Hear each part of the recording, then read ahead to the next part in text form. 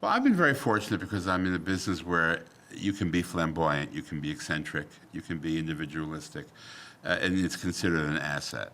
So I always sort of, I guess, kept them guessing, and then I would never hide. I would reveal who I was, and I'd read something that Merle Miller wrote.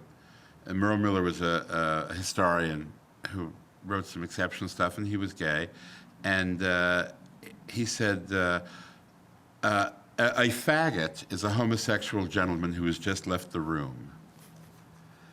And I determined that I was going to be that person, that I was not going to let you call me a faggot behind my back. I was going to let you know that when you called somebody a faggot, that you were calling me a faggot. I was, in fact, a faggot. And that I wasn't happy about that. And it was amazing to me always how people reacted, because they think, and they still think to this day, that faggot means weak. I mean, that was Eminem's defense for why he used the word faggot. And kids who use fag still say, oh, I didn't know I was saying anything bad. I'm talking about somebody who's weak. When I say it's so gay, I mean, it's so weak you could push it over. And when you confront them on it and tell them, guess what?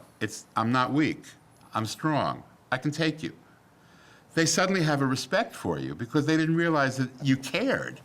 Once they realize that you have no shame, that in fact you have pride and you're willing to identify yourself as gay, they back off because you've taken the lead out of the pencil.